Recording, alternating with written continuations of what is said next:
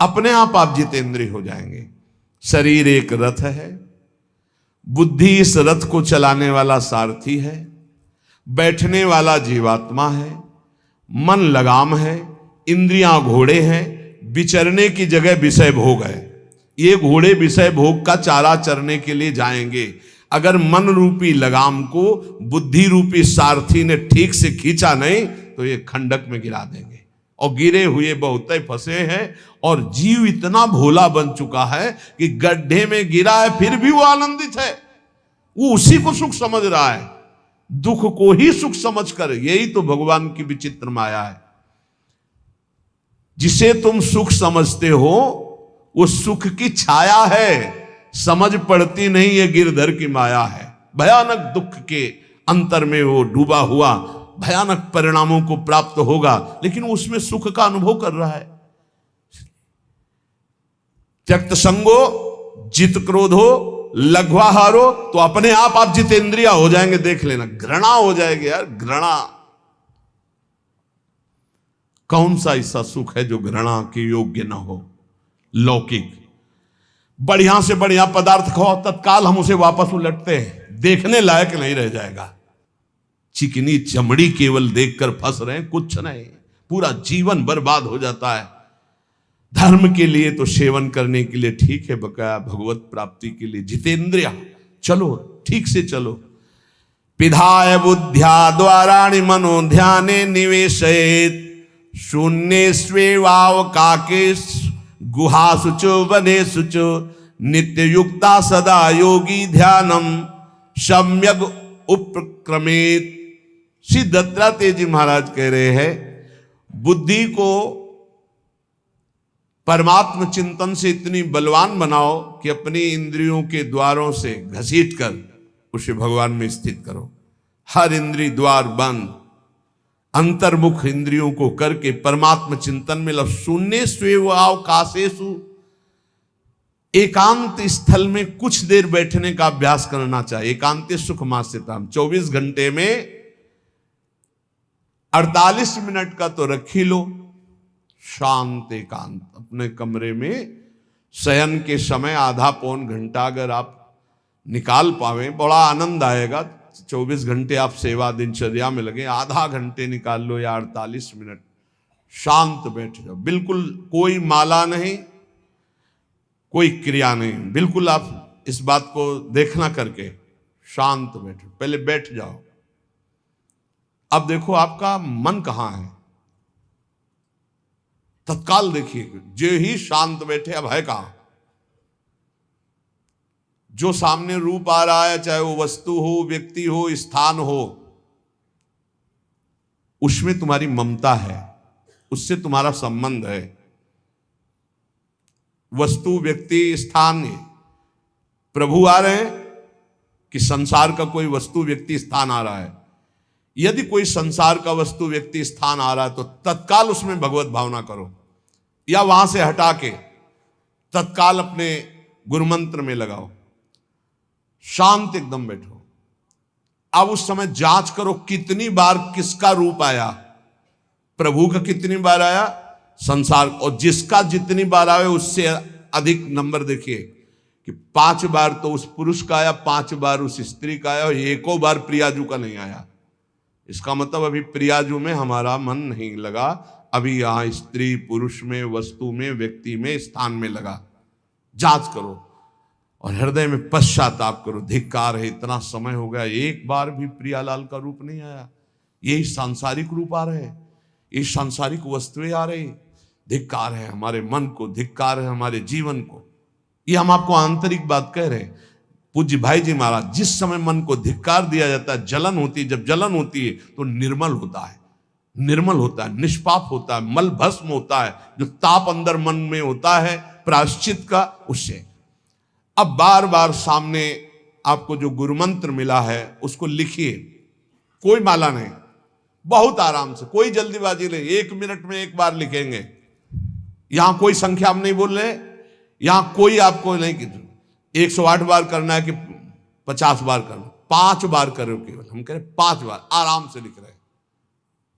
शांत बैठे, खूब आराम से, बढ़िया रा बहुत बढ़िया, धा, राधा, राधा, रात। आप देख लीजिए, अब ये भाग जहां रहा है, पकड़ो कहां भाग के जा रहा है। इस वस्तु से क्या संबंध है, इस व्यक्ति से क्या संबंध है, कितनी बार इसको छुआ है, देखा है, भोगा है, मिले हैं, सूंघा है, कितनी जन्मों में। धिक्कार तुझे मन, जो तू राधा नाम को छोड़कर, प्रियाजू के इस अमृत में नाम को छोड़कर भाग रहा है, फिर उसे लाओ नाम में, फिर लाओ नाम में। आप देखिएगा एक दिन उसी रा और धा के बीच में प्यारी जो और प्यारे जो मुस्कुराते दिखाई देंगे। देख लेना, एक समय 24 घंटे में ऐसा निकालो जिस समय आप अपनी अंतःकरण की वृत्ति को बार बार बाहर जाते हुए घसीट कर अंतर में लगाओ। हर समय साधन में लगे हो, लेकिन एक समय इतना साधन कर, जो गृहस्थी में हम कह रहे हैं 10 मिनट शुरू करो भाई, 10 मिनट से 10 मिनट शांत होकर बैठ जाओ। 10 मिनट बैठने में क्या परेशानी, उस समय जांच करो, जहां जहां मन जाए वहां से हटाकर नाम में लगाओ। बार बार सुंदर स्वर्णिम अक्षरों से नाम लिख रहे, रंग बिरंगे अक्षरों से, रा और रंग से, बड़ी आ की मात्रा और रंग से, धा और रंग से, बड़ी आ की मात्रा और रंग से, ऊपर के ऐसे खेलो, मन को खिलाओ, राधा नाम में खिलाओ, डुबाओ इसमें। आप देख लेना, हमारी बात को समझ लो। केवल ये वो बात कह रहे हैं जो आपको प्रियाजू के रूप के ध्यान में डुबो देगी। यही राधा नाम रूप प्रकाशित करेगा। तेरो रूप कहे त नहीं आवे, सी हरिवंश कछुक जस गावे, वो रूप ये प्रकाशित कर देगा। तो कह रहे शून्य स्वेवाव काशेषु, एकांत स्थन में जहां आपको विक्षेप न पड़े। ऐसी वृत्ति के समय अगर आपको कोई शोरगुल सुनाई दे रहा हो, आपका अभ्यास दृढ़ नहीं, तो एक रुई को ऐसे कपड़े में करके, महीन कपड़े में 2 बना लो, ऐसे लगा लो, कान में लगा लो, आवाजें नहीं जाएगी। अब ध्यान करो, देखो साधन की प्रणाली। और जब अपने साधन की बात होती है ना, तो आप हजारों अलग अलग आवाज करो तो हमें बस इतना समझ में आएगा कि चिड़िया चहचहा रहे हैं, आवाजें निकल रही, बस हमारे लक्ष्य में कोई अंतर नहीं पड़ने वाला।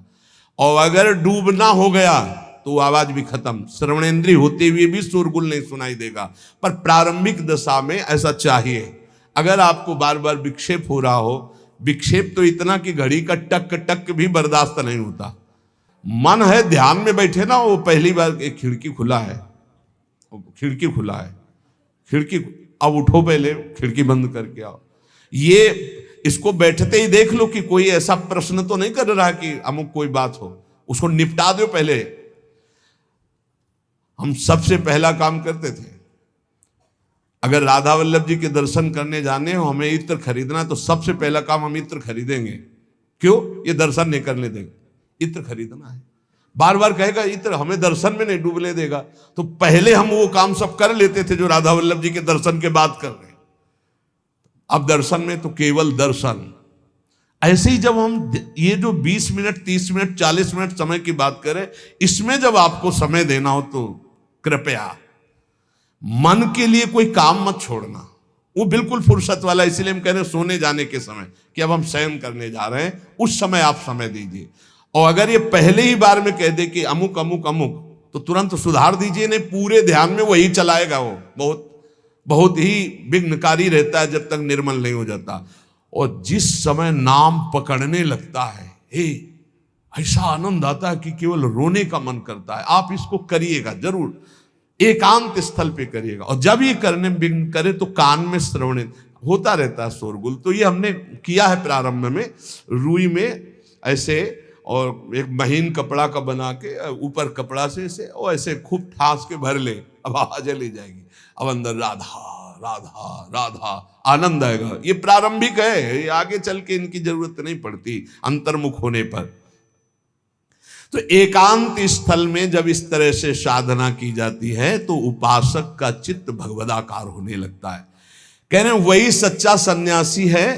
वाग्दंड कर्मदंडश्च मनोदंडश्च ते त्रयः यस्यैते नियता दंडा सत्यदंडी महायति। श्री दत्तात्रेय जी महाराज कह रहे हैं वाग्दंड, जिसने वाणी को वाग्दंड मौन में स्थित कर दिया। वाग्दंड यही प्रपंच की वार्ता नहीं बोलनी, भगवद वार्ता केवल बोलनी। वाणी को दंडित करो, ये बहुत चटर चटर प्रपंच की बातें करती, नाम जपने में इसको थकान लगती है, प्रपंच की बातें करने में नहीं। इसलिए इसको मौन के द्वारा वाणी को शासन में रखो, या तो भगवत चर्चा या मौन।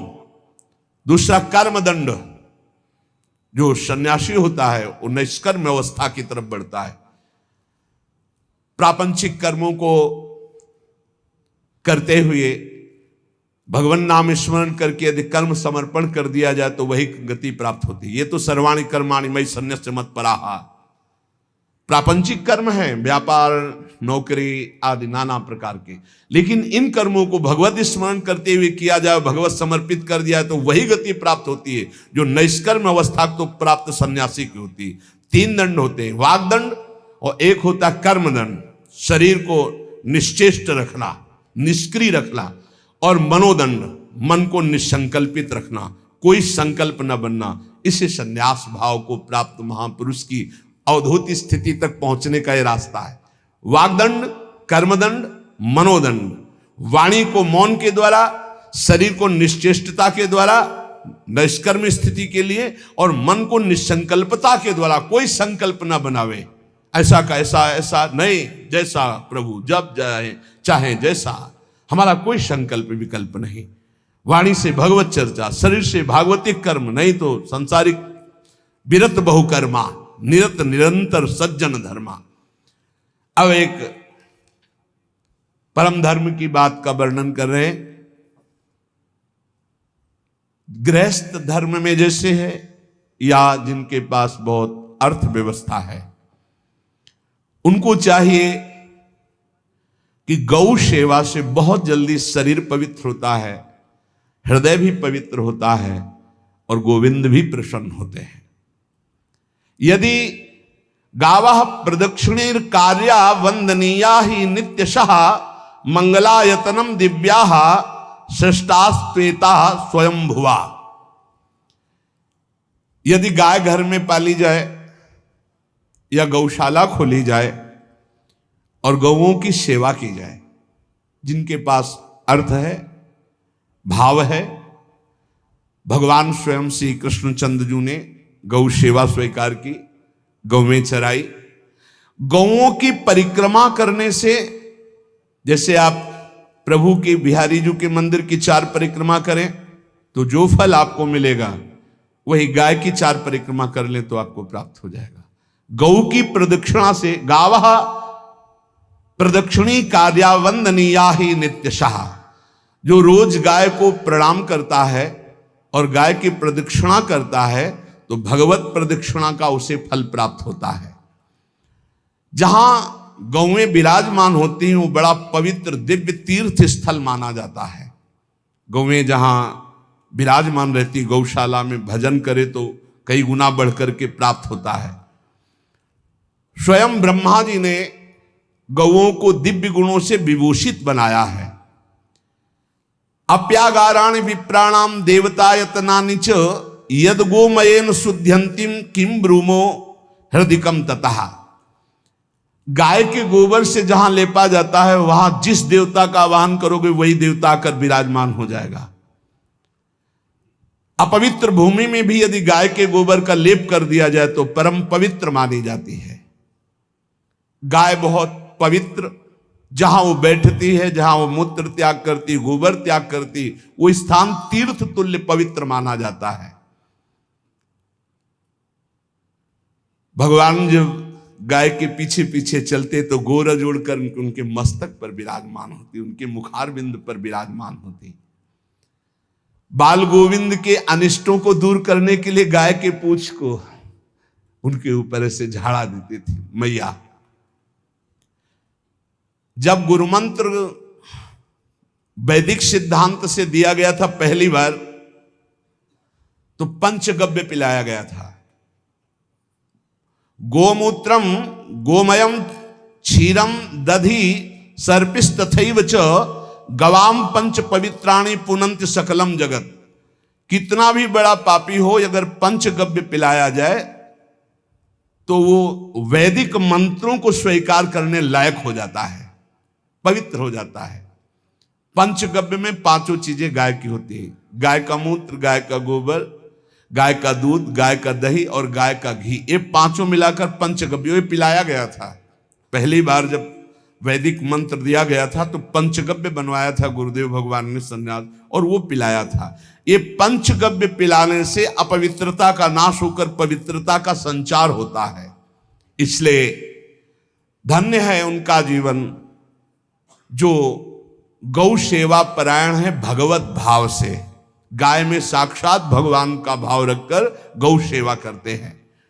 त्रिषिता गौर गृहे बद्धा गेहे कन्या रजस्वला देवशास्त्र सन्निर्माल्य हंति पुण्यम पुराकृतम।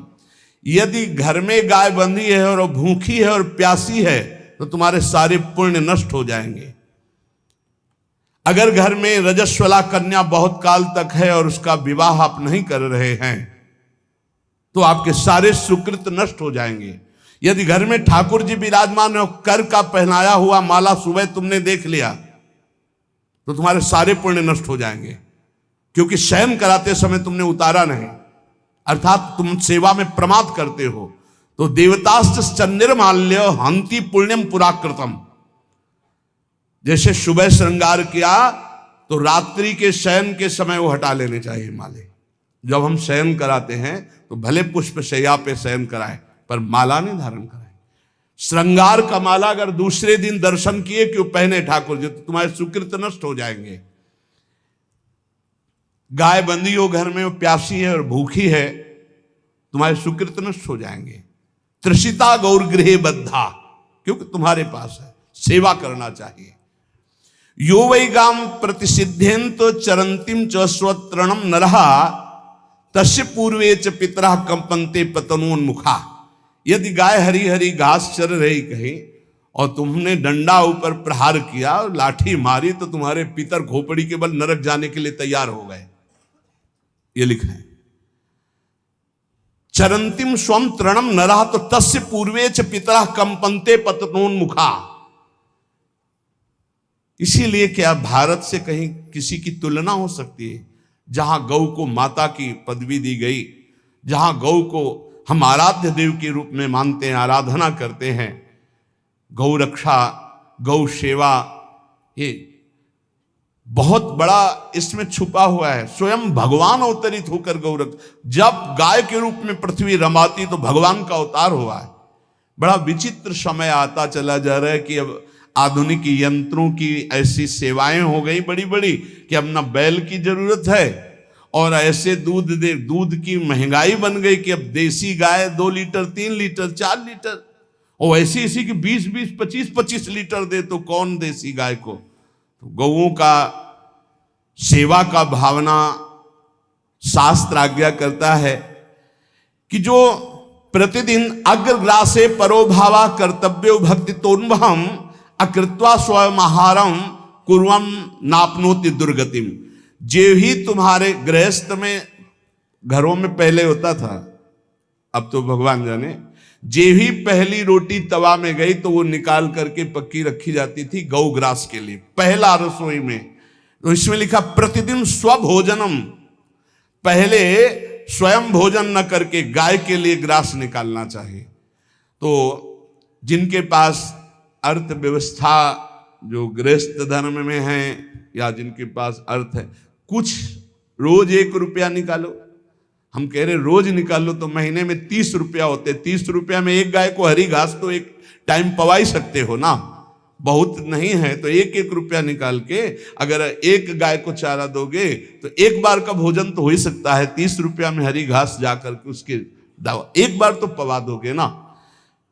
अग्रग्रासे परोभावा कर्तव्य भक्ति तोन, हम भक्ति पूर्वक गाय को 1 ग्रास भोजन में 1 रोटी तो निकालना चाहिए गाय के लिए, ऐसा शास्त्र आज्ञा कहता है। जो ऐसा करता है तो अकृत्वा स्वयमाहारम कुर्वन् नाप्नोति दुर्गतिम, अपने आहार से 1 रोटी निकालकर गाय को देता है और स्वयं 3 रोटी भले पाले 1 रोटी गाय को दे दी तो बोले उसकी दुर्गति नहीं होगी, अर्थात उसके अंदर भाव बढ़ता चला जाएगा वो भगवान की भक्ति में। और तेनाग्नयो हुता सम्यक पितरश्चापि तर्पिताः देवास्त्र पूजितास्ते न यो ददात गवान्हिकम, जो प्रतिदिन गौग्रास निकालता है, अर्पित करता है, तो उसको अग्निहोत्र करने का फल मिलता है, उसके पितरों को तृप्ति मिलती है और समस्त देवताओं के पूजन का फल मिल जाता है जो गौग्रास निकालता है। यो वै ताड्यते यष्ट्याधेनुम मर्त्यो विमूढ़धि, जो मूर्ख मनुष्य, जैसे अब गाय दूध नहीं दे रही, मार डंडे डंडे मार रहे हैं, इंजेक्शन लगा रहे हैं, ऐसे वैसे कर रहे हैं, उसको ताड़ना दे रहे हैं, तो बोले जो मूढ़ बुद्धि मूर्ख मनुष्य, यो वै ताड्यते यष्ट्याधेनुम मर्त्यो विमूढ़धि, वो गाय को लाठी से मारता है, डंडे से मारता है, हाथों से मारता है, तो धर्मराजस्य नगरेशा याति करवर्जिताहा, धर्मराज जी पहले अपने नरक में ले जा करके उसके कहते थोड़े थोड़े तिल तिल करके पहले इसके हाथ काटो, मरना है नहीं वहां, अब आराम आराम से थोड़े थोड़े पहले हाथ वर्जिताहा, इन्हीं हाथों से गाय को मारा था ना, तो ऐसे थोड़ा थोड़ा काटा जाता है उसके हाथ, कर वर्जिताहा, उसके दोनों हाथ काट करके थोड़े थोड़े। यो वै दंसान वार्यति तस्य पूर्वे कृतार्थ काहा, नृत्यंत सवादिस्मास तरिष्यति भाग्यवान, जो गौ के शरीर को स्नान कराता है, गौ के शरीर को कीट आदि से मच्छर आदि से रक्षा करता है, और खूब अच्छा अच्छा पदार्थ गौ को, केवल दूध के लोभ से नहीं, ये हम गौ सेवा की बात कर रहे हैं, ये कि नहीं वहां 10 लीटर दूध देती तो हाथ फेरो, जब दूध नहीं देती है तो चारा भी ठीक से नहीं दे रहे, और उसके ये स्वार्थी हो, गौ सेवा का बात नहीं, वो दूध का लोभी केवल व्यापार की बात करता है। गौ सेवा का तात्पर्य है गौ सेवा, केवल खूब बछड़े को पिला दिया प्रसाद रूप से, जो दूध मिला उसका अपने सेवन की, वो बात तो अलग है। अब बछड़े को तो जरा सा केवल पिन्हाने के लिए कर दिया और खूब सारा दूध लीटर में नाप करके जा रहा है, और उस समय तक तो खवाओ पियाओगे ही खूब अच्छे से, इसके बाद जब दूध देना बंद किया तो उसका आदर सत्कार खत्म, खोल के बाहर ऐसे वो प्लास्टिक खाते घूम रही है, तो ये गौ सेवा नहीं मानी जाएगी, वो स्वार्थ पूर्ति मानी जाएगी। जो सदैव गौ सेवा करता है, उसके डांस मच्छर हटाता है, स्नान कराता है, पीठ में हाथ फेरता है, उसके पूर्वज जो पितर होते हैं वो नाच पड़ते हैं, उनका मंगल होना शुरू हो जाता है कि हमारे वंश में गौ सेवक पैदा हुआ, बड़ा भाग्यवान है, और वो गौ के द्वारा हमें तार देगा, ऐसा भाव। गौ सेवा हमारे सनातन धर्म में बहुत बड़ा स्थान गौ सेवा का है। पर एक बात ध्यान रखें, इन सब सेवा का फल है भगवान के चिंतन में निरंतर वृत्ति डूब जाए, हमारी एक एक वृत्ति एक एक क्षण भगवान के चिंतन में डूब जाए। अगर नहीं तो हम आपको उत्तर दे रहे हैं। कल प्रश्न हुआ था कि क्या गौ सेवा के बिना मुक्ति मिल सकती है? क्या महाराज नृग जैसा कोई गौ सेवक हुआ है दानी? भागवत में पढ़ लेना, करोड़ करोड़ गायों को, करोड़ों गौशालाएं थी, एक दो नहीं, इसलिए कह रहे हैं करोड़ों शब्द कि आप उसको कहीं ज्यादा ना समझें। पृथ्वी के कोई भूमि के कण गिन सकता है, बारिश की बूंदे गिन सकता है, लेकिन महाराज नृग की गौएं जितनी दान की गई वो गिनी नहीं जा सकती थी, ऐसा वर्णन आता है। अरबों अर्बुद गौओं की सब स्वर्ण से अभिषिक्त करके ब्राह्मणों को दान करना, इतने बड़े गौ सेवक, इतने बड़े दान करने वाले, एक चूक हो गई, ना दान लेने वाले तपस्वी ब्राह्मण की गाय किसी अन्य ब्राह्मण को दान कर दी, और वो ब्राह्मण ने जब गाय देखी बोली मेरी गाय चुरा ली, बोले महाराज नृग ने दी। महाराज नृग से कहा मेरी गाय है, तो उनका गौशाला में आ गई होगी, आपको 10,000 गौएं देते हैं, आप अपनी गाय। बोले मैं प्रतिग्रह नहीं लेता, जिसने दान लिया था उसने कहा गाय यही लेके जाऊंगा, तो उनका आप गाय छोड़ दीजिए, आपको 10,000 गाय देते। बोले नहीं लूंगा। बस अनजाने के अपराध ने गिरगिट बना दिया था, कुएं का गिरगिट। पर भगवान बड़े कृपालु हैं, गौ सेवक थे, इसलिए गोविंद द्वारिकाधीश जी ने उनका उद्धार किया। सब साधन का फल है अच्युत भावना से युक्त होकर, भगवत भावना से युक्त होकर निरंतर भजन करते हुए सेवा परायण रहो, चराचर जगत की सेवा परायण रहो। भजन करना ही सबसे बड़ा परम धर्म है। हम सब सेवाएं करें जगत की, लेकिन अंदर से राधा राधा राधा, गोविंद गोविंद गोविंद गोविंद, आनंद आ जाएगा। तन से सेवा करो, मन से भगवान के चिंतन, मामुनिस्मर युद्धते, भगवान के चिंतन में रहो। सेवा और व्यापार में अंतर होता है। गौ सेवा के बहाने से धन का जो दान लेना है और उसका अपने में प्रयोग करना, मैं पितरों सहित नरक जाना है, लिख लो। गौ सेवा के बहाने से दान लेना और उसका अपने परिवार के सुख में पैसे का प्रयोग कर देना या अपनी वासनाओं की पूर्ति में लगा देना।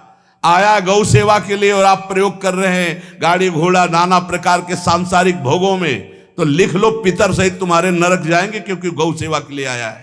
गौ सेवा का धन सिर्फ गौ सेवा में ही लगना चाहिए। आप गौ सेवक है, दूध पान कीजिए, रोटी खा लीजिए, लेकिन गौ सेवा का अर्थ आप अपने वासनाओं की पूर्ति में, अपने मनोरंजन में या अपने मन के संकल्प भावना में नहीं पूरी कर सकते। गौ सेवा के लिए ही पूरी कीजिए। गौ के वास का निर्माण, गौ के भोजन की व्यवस्था, वो दूध दे ना दे, वो कैसी भी अवस्था में हो, उसकी सेवा परायणता, उसके लिए सेवक रखना, सेवकों को भी सुख प्रदान करना, लेकिन स्वयं कभी गौ के सेवा के लिए आए हुए धन का स्वयं के लिए भोग न करना और निरंतर भजन रखना, उसे परम पद की प्राप्ति हो जाएगी।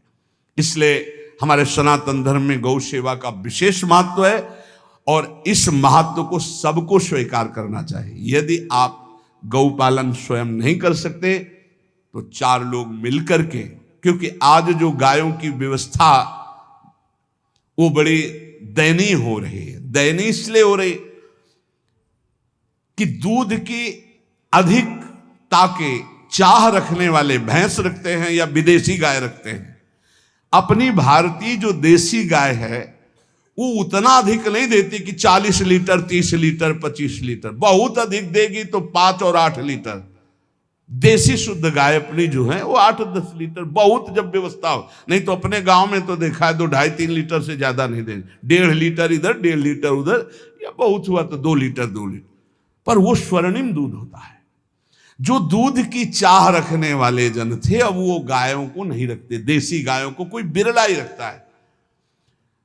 अब पहले बैलों की जरूरत होती थी, गाय बछड़ा दिया तो आनंद होता था कि किसानी के काम में। अब तो ट्रैक्टर है तो बैलों की जरूरत नहीं।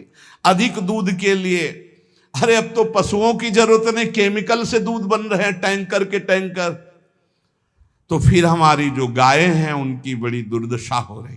तो हमें चाहिए कि जो गृहस्थ जन हैं, धनी मानी जन हैं, या जिनके पास शरीर व्यवस्था, बौद्धिक स्तर सेवा परायण, अर्थव्यवस्था, वो थोड़ा 4 गाय की व्यवस्था करके उनकी सेवा करें, क्योंकि हमारे सनातन धर्म का स्वरूप है जहां मां पदवी दी गई है गांव को, गौ माता कहा गया है। गौ में समस्त देवता विराजमान है। गौ का बहुत बड़ा महत्व वर्णन किया गया धर्म शास्त्रों में।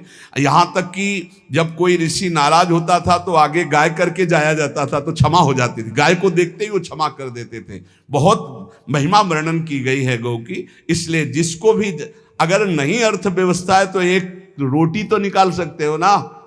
तुम्हारी रसोई में रोटी बने तो पहली रोटी निकाल लो, और आसपास जहां गाय बंधी हो तो उसको दे आओ जाकर, तो कम से कम धर्म का पालन हो जाएगा, गौ सेवा बन जाएगी। तो गौ सेवा, चराचर जगत की सेवा, भगवत सेवा, सबका फल है। फिर प्रारंभ में आ जाइए स्मृति।